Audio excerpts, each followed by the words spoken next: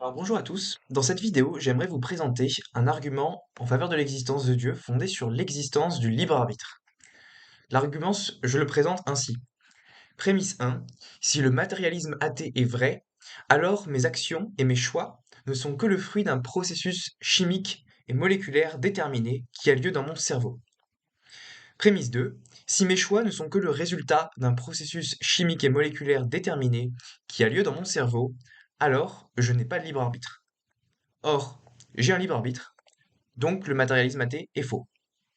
Alors, l'argument est logiquement valide, c'est-à-dire que si les prémices sont vraies, la conclusion s'ensuit logiquement et nécessairement.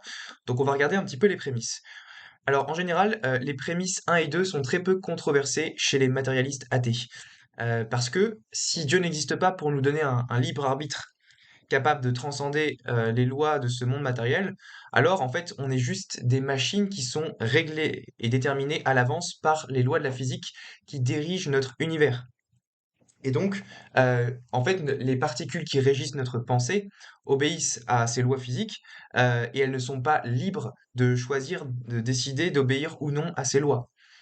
Comment est-ce qu'il pourrait y avoir l'émergence soudaine d'un choix alors que les molécules dans mon cerveau qui régissent ma pensée, en fait, en réalité, elles n'ont pas le choix. Donc il semble que, en réalité, si le matérialisme athée est vrai, bah, on doit nier l'existence du libre arbitre. Et c'est pour ça d'ailleurs que beaucoup de matérialistes athées nient l'existence du libre arbitre, dont Bertrand Russell par exemple, qui disait dans son livre Why I'm Not a Christian qu'il niait l'existence du libre arbitre, et donc qu'il affirmait que en fait toutes nos actions, toutes nos décisions étaient prédéterminées par les lois de la physique. Et à mon avis, je pense que c'est tout à fait cohérent avec l'athéisme. Donc en réalité, la prémisse qu'il nous faut défendre, c'est la troisième prémisse qui affirme que le libre arbitre existe. Si j'arrive à montrer que le libre arbitre existe, alors j'aurai de sérieuses raisons de rejeter le matérialisme athée. Alors ici, je ne vais pas essayer de prouver l'existence du libre arbitre, mais je vais donner au moins trois raisons qui laissent penser qu'il est raisonnable de croire que nous avons un libre arbitre. La première raison que je vais donner est fondée sur l'épistémologie du conservatisme phénoménal. Alors, c'est des mots un peu barbares, un peu techniques. Le conservatisme phénoménal, c'est simplement le fait de dire que il est rationnel pour une personne de croire X si elle a la très forte intuition que X est vrai et qu'il n'y a pas de bonne raison de douter de cette intuition. Donc, autrement dit, en gros, il est rationnel de croire nos intuitions, sauf si nous avons de bonnes raisons de croire que celles-ci sont défectueuses ou qu'elles nous jouent des tours. Et donc, pour le libre arbitre, si vous avez l'intuition que vous avez un libre arbitre et que vous n'avez pas de raison qui vous laisse à penser que cette intuition que vous avez est fausse, alors c'est rationnel pour vous de croire ce qui vous semble être vrai, voilà, tant que vous n'avez pas de raison de penser le contraire. Deuxième raison en faveur de l'existence du libre arbitre, c'est que, en fait, si vous niez l'existence du libre arbitre, vous devez aussi nier l'existence de la responsabilité morale. Autrement dit, si vous pensez que les gens sont moralement coupables, responsables de leurs actes, alors vous devez nécessairement croire à l'existence du libre arbitre. Donc si le libre arbitre n'existe pas, les criminels, comme le violeur d'enfants, le terroriste, les pédophiles, ne sont pas moralement coupables de leurs actes. Et donc, si vous voulez être un matérialiste athée cohérent, vous devez affirmer que voilà, Hitler n'est pas responsable du génocide juif, que Staline n'est pas responsable du goulag, et que en fait, ce sont les lois de la physique qui l'ont déterminé à agir comme ci plutôt que comme ça. Et donc, que en fait, tous les criminels ne sont pas moralement responsables de leurs actes. Et ça, c'est quelque chose qui est très très très difficile à avaler comme conclusion.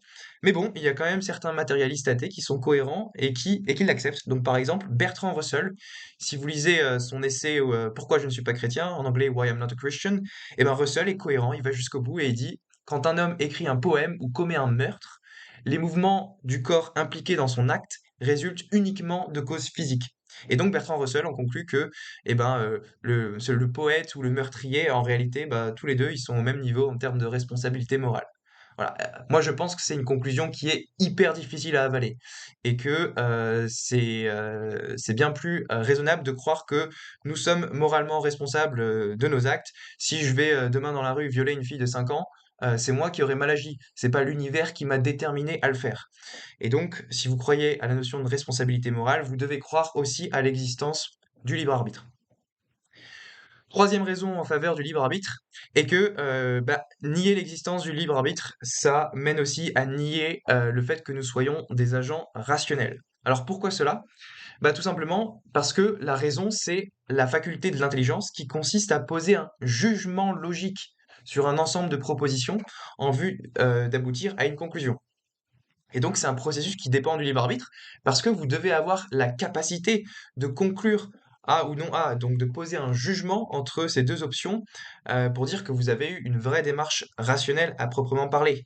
Donc, par exemple, on ne peut pas dire qu'une calculatrice est rationnelle parce qu'elle ne fait juste elle fait que donner le résultat pour lequel elle a été programmée et déterminée par son constructeur. Donc, une calculatrice n'est pas un agent rationnel parce qu'elle est déterminée justement. Elle n'est pas capable de poser un jugement et de choisir la vérité plutôt que l'erreur. Et donc, si toutes nos croyances sont prédéterminées par les lois qui régissent l'univers, alors on n'est pas libre de choisir la vérité plutôt que l'erreur. Et ça, de dire cela, c'est tout simplement un abandon de la rationalité, en fait. Parce que du coup, vous dites des choses parce que c'est les lois de physique qui vous forcent, les lois de la physique qui vous forcent à dire cela, et c'est pas vous qui posez un véritable raisonnement euh, pour choisir la vérité plutôt que l'erreur. Et donc voilà, je pense que le libre arbitre est nécessaire pour fonder la rationalité et réciproquement. Si vous n'avez pas de libre arbitre, vous pouvez pas non plus avoir une vraie démarche rationnelle au sens propre. Et donc, étant donné que la négation de l'existence du libre arbitre nous mène à des conclusions qui sont absolument, moi je dirais, délirantes et sulfureuses, et que le matérialisme athée, comme on l'a vu, est incapable de rendre compte de l'existence du libre arbitre, eh bien il nous faut postuler l'existence d'une cause qui est proportionnée à l'effet, à savoir une cause qui est immatérielle et qui transcende les lois de la physique pour nous permettre de poser de véritables actes libres. Et c'est cette cause immatérielle, intelligente et libre qui nous précède dans l'existence, qui est la source de notre libre arbitre, que l'on peut appeler Dieu. Merci de votre écoute.